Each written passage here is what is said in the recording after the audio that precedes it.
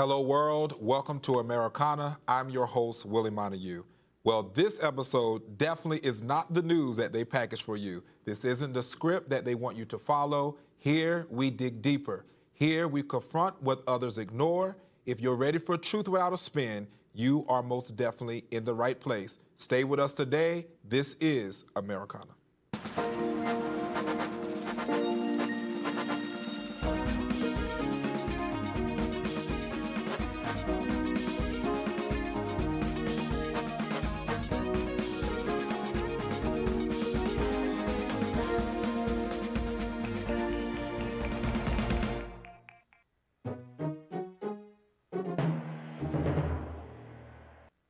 All right, y'all, we have an interesting episode for you today. We're getting ready to talk about the Pope versus America's abortion debate, then ICE raids in the black community, and to bring it all together, what is happening with the political violence rising from BLM to assassinations.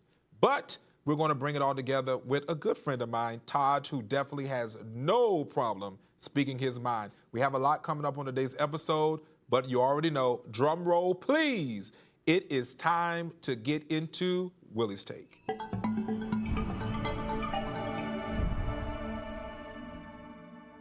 All right, you guys, it's the breaking point. I don't know about you, but I feel it. That weight, that frustration, that sense we've been pushed way too far. You work hard and it's never enough. You speak truth and they try to silence you. You stand your ground and suddenly you're the enemy. I've reached my breaking point, not because I've given up, but because I refuse to back down. This isn't a show. This isn't a performance. This is a real life experience. This is survival. And no, I'm not alone. So if you're standing in that same place, sick of it, tired of it, ready for change, then hear me. It is time. And speaking of time, we're bringing someone here that we have spent a lot of time together on the debate force. Taj is a community advocate and YouTuber as we get ready to talk about Pope versus the American abortion debate. Welcome to Americana. Hey, thanks for having me, Willie. Thanks for having me, everybody on the Americana team. All right, so let's have this, and you know we are not shy of having a conversation. So we're getting ready to talk about the fact that Pope Leo XIV, that he had made some conversations, and he's a Chicago native, and he directly questioned what it really means to be pro-life, saying that if you say you're pro-life, what happens to how we deal with immigrations as well as the death sentence? What do you think about the Pope getting involved with America abortion? I think the Pope got it half right? Like, if you're pro-life, I feel like the term pro-life, right? I feel like it's been hijacked by conservatives in like the weirdest way possible. Where like when I see conservatives supporting things like alligator Alcatraz, when I see them supporting things like U.S. aid cuts, what's like projected to like lead to, I think, 12 million people to die by 2030. When I see things like even the death penalty, even though I support the death penalty, I question if pro-life is the right term for conservatives. What do you think the term we should be using? Because you talk about alligator Alcatraz. What do you think we should be doing or having for these who are illegals? And then you talk about the fact that there is these terms that we need to use versus the terms that they are, because they're illegal aliens and they need to be somewhere where they can be safeguarded away from the American citizens. So what do you think about that? Yeah, even illegal aliens is kind of wonky because a lot of these people had green cards or they currently even have them and they still got sent out to alligator Alcatraz. Currently, there's about 1,000 people missing after the alligator Alcatraz got closed. So I'm curious what those people are. Like, are these people alive? Are they safe? Are they being looked after properly? I personally don't know. Do you really honestly think that these people are not safe?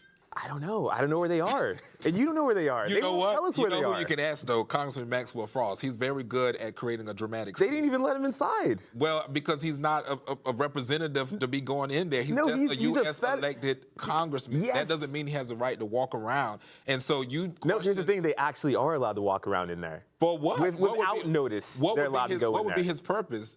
What would be the purpose of him going in there? Federal officials, like a congressperson, are allowed to go inside of places like alligator Alcatraz, like federal buildings and things like that. Restricting them is not like according to what's legally allowed in the country. So let's talk about, again, you talk about defining pro-life. You said that pro-life, it shouldn't be pro-life per se. It should be what you said, anti-abortion. Anti-abortion, But yeah, because why? If it's not, if we're talking about life, I'm pro something that is living. So what is your stance? Are you pro-life or you pro-choice? Personally, I'm like, if I ever got that point with a woman, like I would not want an abortion to occur. But I prefer that the government get out of that conversation until at least the second trimester. Well, we're not talking about whether you are having a woman pregnant. I'm talking about just you as a person. Are you for? Do you have a pro-life stance?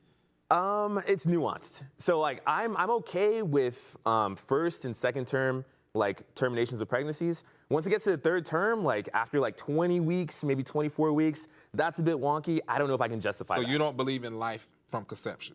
From conception, no. Why? Because I can't prove if that's like a soul or not. What? Taj, be for real. Let me show you something. I bought a gift out here. You brought a gift for me? I got a gift out here. That's what that baby thing was for. Like.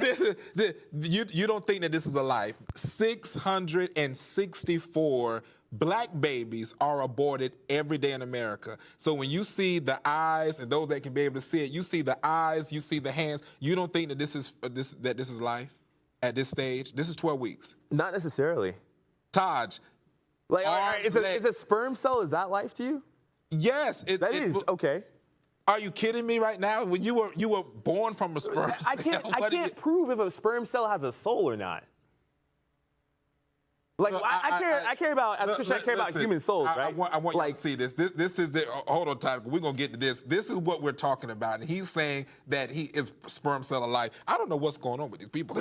I don't think sperm cells have, like, souls, you know? I can't prove that. I can't track that. So I feel uncomfortable having the government get in the middle of a healthcare decision between, like a woman and her partner about that. So now we're talking about Pope Leo XIV. Do you think that he should be involved in what's happening? Do you think he should mind his business in the Vatican, or do you think he's right in what he's saying? You said he's half right. Yeah. What part is right? I think the death penalty is allowed in Christianity. I don't know why the Pope doesn't understand that. It's in the Old Testament and the New Testament that's allowed. Him pointing out abortion is like, that's a fair point. It's hypocritical for conservatives to say, hey, I'm pro-life. But then like you see all these U.S. aid cuts, which again, Holocaust killed 11 million people. U.S. aid cuts by 2030 are expected to kill, I think about 14 million people are projected to die from the U.S. aid cuts. But did you know where some of these U.S. aids was going? All of it wasn't Africa. Humanitarian. To black babies. No. Some of this stuff has so much fat that was wrapped up in some of these things. I'm cool with the fat being trimmed, but yo, 14 million projected deaths by 2030? No Christian can defend that. We can't defend it. This is the question. You're talking about Christian defense and that it's not pro-life, but at the end of the day, when we're talking about the subject of abortion, we're talking about black babies that are aborted. You're talking about in Africa, right? And so, but here in our backyard, and we're seeing all these black genocide that is taking place from the hands of people who walk up, because they're white, or clear people, as people like to say. These are white people pushing an anti-black agenda. What do you think about that, for those things that you stand for? I don't think it's anti-black. Like when women choose to have that healthcare decision, it's either because it's an ectopic pregnancy or because they just don't think they can afford the child, right? Like, Taj. And hey, and you don't think that we can afford U.S. aid, which is going to kill 14 million people by 2030. That pregnancy is not considered abortion, though. We're talking about less than 1%. That is an abortion. No. An ectopic pregnancy, when you terminate that, it's called an abortion. It is not. That is medical, but we're talking about actually going in and getting an abortion because it's just a leisure thing, because you laid down and let some man stick his penis in you and you didn't take responsibility to be able to take care of what you need that comes out of you. Do you think that that's a call for a baby that is this to be aborted? I don't know if that's a life worth considering. I don't know. Oh, my God. Where does the soul begin? When does the soul begin? Does every sperm cell have a soul? Let me ask you this question. Are you a life worth considering? Yes. Did someone choose life for you? Yes. Well, we thank God for Todd's mother choosing life for him, because obviously he don't mind a baby with arms and legs being ripped to shreds. I mind like children in other countries that relied on the aid from the United States. That aid being ripped away, there's 600 tons of food in a warehouse just rotting that could be sent to people to eat. You know, Todd, and there's going to be 14 million deaths by 2030 because Trump decided to cut U.S. aid because it was too expensive. There's too much fat. Why are you still going over to U.S. Because, aid like, it's in another country? We're talking about that there's 664 babies. Human lives here. all around the world matter. Here, my life matters the same way as some random kid in Nigeria. But you know, like it does not matter. We're talking about here in the United States, 664 black babies are aborted every day. That's what I want us to talk about. You're going to other countries. Yeah, I think abortion for a lot of it is an economic decision, and I want the economic choice to keep a family be more viable for millions of families out Well, hold that thought. We're coming back, you guys. We're getting ready to go on a commercial break. We have to take this break because Taj and I is getting in it. When we come back, we're going to talk about ICE raids in black community. Please don't go anywhere. You are watching Americana.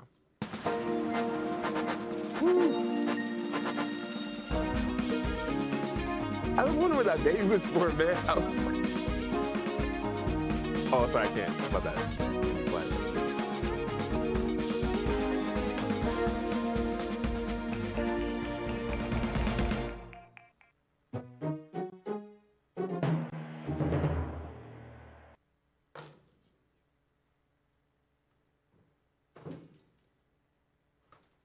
Hello, social media family. Thanks for staying with us during this commercial break. As you can see, Taj and I is having an interesting conversation.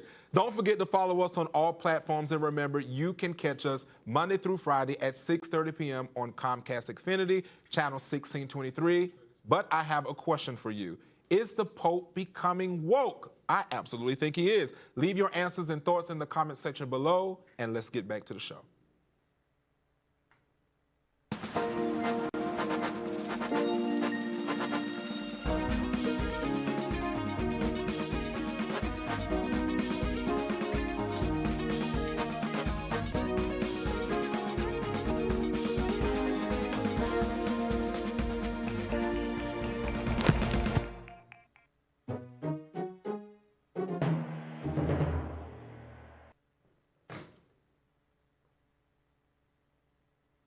All right, you guys, welcome back to Americana. We are definitely having an interesting conversation with Taj. The left often claims ICE raids hurt minority communities, especially black immigrants, but conservatives argue these raids enforce the law and protect American workers. Is this really about justice or about undermining immigration enforcement for political points? Taj, let's get back to it. What do you say? Yeah, so I think that the ICE raids do like push racism in a way that like is unjustifiable. Like the amount of racial profiling that's going on will affect American-born black citizens. Your family, like they came here during slavery, right? No. No? Okay. My family did. What I'm saying is my family did, right? And I have no guarantee as a black man in America that I'm gonna be safe from racial profiling from ICE, despite my family being here for hundreds of years. And I just don't like that. Do you feel safe when you go out of your house to go to work? I feel safe enough. Okay, so why do you think that all of a sudden now that black people are just going to be racial profiled? You don't think there's other racial profiling that's going on outside of black races? Yeah, but black races are going to be affected. Okay. Like Donald Trump and J.D. Vance ran on a lie that Haitian people were eating cats and dogs, right? No. If you ask 10 white people in a row, that's real. He never said it. He said in a debate they're eating the cats, they're eating the dogs. But did he say Haitians? Who do you think he was talking about? But did he say Haitians? This is very important because this is he retweeted this is the context it. that the left uses whenever they want to frame an argument against President so who's Trump. they? But it doesn't matter who they is. The context he did not say Haitians. But even some Haitians themselves said that they do use these cats for rituals. Do you not agree with that? I don't think that there is a problem in the United States of Haitians kidnapping cats and dogs to eat or sacrifice for rituals. I don't think it's an issue. Todd, not kidnapping the cat. No, snatch that cat up. So let's ask, is ignoring illegal immigration a greater threat to black jobs and wages than ICE raids themselves? Ignoring illegal immigration? I think that a lot of illegal immigrants like use jobs that black people don't necessarily gravitate towards. Like immokalee workers, I don't think that many black people that are native born here are gonna go and become an immokalee worker. So let me explain it to everyone who's listening. Yeah, that's like farmers in rural places like Homestead, Florida, or like gosh, I can't even think of rural names right now. So you don't think there's no black farmers? There are black farmers, but are black people getting jobs being paid $6 a day? No. You know what? But they don't mind being out there like Cardi B and Lil Nas X with half naked and twerking on live streams at OnlyFans. So why can't they go out and work at farms? Because the Immokalee workers don't get paid anything. They pay like literally like $6 a day. How much can you possibly get with the hopes that someone's going to click on your naked body? I mean, some creators make a lot of money. I don't necessarily support things like OnlyFans and stuff and corn and stuff, but hey, that pays better than $6 a day working 12-hour shifts on a farm. But we have an illegal alien issue in the United States. Do you agree, yes or no? I think that there are problematic things that we do with immigration, but I don't think that warrants a racial profiling police force to take people out of their apartments in the middle of the night and tie them to light poles. Do you think I would love to see that? I haven't seen anything about that. I have an article I can share. But do you really honestly think that is racial profiling, or just the fact that these people are actual illegals in our country taking the resources of American citizens? What I'm saying is the way that ICE is doing these raids, it is going to negatively impact U.S.-born citizens and people legally here.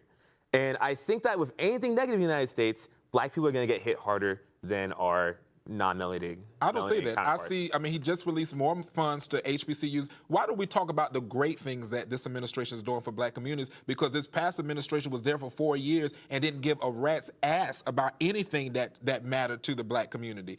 Tell me what Laughing Hyena Harris and Sleepy Joe Biden did for the black community. They protected Pell Grants. When Trump in 2020, during his first administration, tried to cut Pell Grants, that would have negatively impacted a large amount of black students. Where does Pell Grants come from? The federal government. So you think that we need to just continue to spend more money? Yeah, if it's to advance education with our citizenry, yeah. Most of the people tell me, so now we're talking about jobs. So let's go back here. Let's bring it home. How many people do you know right now that have a full-blown degree, bachelor's, master's, doctorate, and still are not able to find the job they went out to and paid all these thousands of dollars with school loans and Pell Grants that of course, they don't have to pay those back, but they're still in debt? How do you measure that and make it? I think that the lack of jobs is problematic and kind of like a symptom of us not protecting U.S. jobs against AI and from offshoring. But that doesn't mean that college bad. It doesn't mean that funding underprivileged students to go to schools, HBCUs, like PWIs, is a bad thing. It doesn't mean that. You guys, we got to move on. We got to move on. Political violence rising from BLM to assassinations. We know that conservative leader Charlie Kirk was assassinated. Also, while at Utah Valley University, at the same time, Minnesota State Rep Melissa Hortman and her husband were killed in what authorities call a political motivated attack. And as violence escalates, the BLM movement is resurfacing, adding fuel to an already raging political fire. Todd, what do you say about this resurgence of the Black Lives Matter movement? I haven't seen it. I don't think BLM's really coming back. You don't? You know? I think that the future of left-wing activism in the United States is looking pretty bleak. Well, I've seen them. We just seen some videos not too long ago. You can go research it, where they were literally resurfacing and starting to march the streets once again. Now, it may be a small group, but all it takes is a small radical leftist organization as the Black Lives Matter, because, as I said, it stands for burn, loot, and murder. And so who did BLM murder? Huh? Who did BLM murder? Are we serious right now? Who did they murder? When elected leaders are being assassinated, has political violence become America's new normal? Do you think that? I think that we're going to see an uptick of political violence, and I think that the main people stoking it are right-wing figures like Matt Walsh, like Donald Trump, like Matt Walsh, Donald Trump. There's just J.D. Vance. You really think that You really think that it's the right that is inciting this violence to get people to come Miller. out? Yeah. Todd, Charlie Kirk was literally at a university speaking to people so they wouldn't be ignorant, and he got assassinated. And you think I don't support that. But look at what happened with, you got Jasmine Crockett, who goes out and is one of the most ratchet of them all members of Congress, besides Maxwell Frost, but one of the most ratchet members of Congress, who sits up there with a half glued on track and says whatever she wants. And you don't think she incites violence? Maxwell Frost is a music nerd. He's not ratchet at all. No, you can say what you want. That guy plays the drums in his free Let's talk time, all about right? Jasmine. Like, Let's not get a music Okay. nerd. To me, he's ratchet. But what do you say about this? I think that Donald Trump going on Not Donald Trump. About the ratchetness of Jasmine Crockett and her rhetoric that she used. I haven't seen it. She's just a black woman existing. I don't think that's ratchet. OMG. Continue what you were about to say. Yeah. Yeah, so like I think that like language like Matt Walsh, one of the biggest conservative pundits in the world, saying that the time for communication and hand-holding's over. Donald Trump at Charlie Kirk's memorial, which had like millions of people viewing in on that, saying, I don't forgive my enemies. I'm sorry, Charlie. I don't forgive my enemies. Stephen Miller, what's his name? Like he's the White House press secretary or something like that. Like him, like talking about the Great Replacement on one of the largest broadcasts of the year is problematic. Well, I think that like the Mormon Church getting terrorized in Michigan last weekend is like a sign that people are seeing an uptick of violence and like committing more violence. But like we've been seeing it in churches way before the Mormon Church. But my thing like is, the black church that got shot up because like the guy believes in Great Replacement theory. But this is what I want to say. What you're talking about, that the thing that he's using, I do think we're past the time, because there are some people that are on the left, radical leftist Democrats, that you cannot kumbaya with because they're just ridiculous. And so why do you think the media frames violence differently depending on whether the victim is conservative or progressive? I think the people in power on the right, like say the president, like the largest pundits, I think they support violence in their rhetoric. I have not seen an instance of that on the left.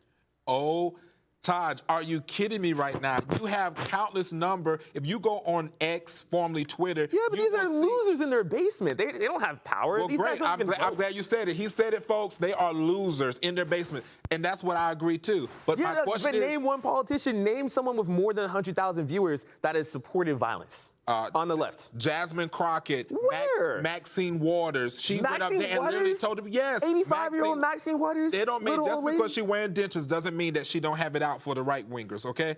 So you have these radical leftists that continue to paint an ideology that we are so right that we can't get along, and they're the reason why we have a government shutdown right now. They just wanted health care for working class people. All right, so the Republicans wanted to cut health care for working class people. The Dems wanted to keep it. And then when they wanted to get the lady from Arizona in, they were trying to like not even vote her to get in. Well, Todd, we got to go. Want to protect the but I call that fake news. I thank you for being on. All right, thanks for having me, I got to call that fake news. All right, you guys, thank you for tuning in. This has definitely been an episode. That's a wrap for today's episode of Americana. Thank you for tuning in. We'll be back tomorrow, same time, same place, only on Afro TV. Until then, keep questioning, keep learning, and keep showing up. And please do your homework, folks, because these radical left people out here trying to get us. Y'all have a good night.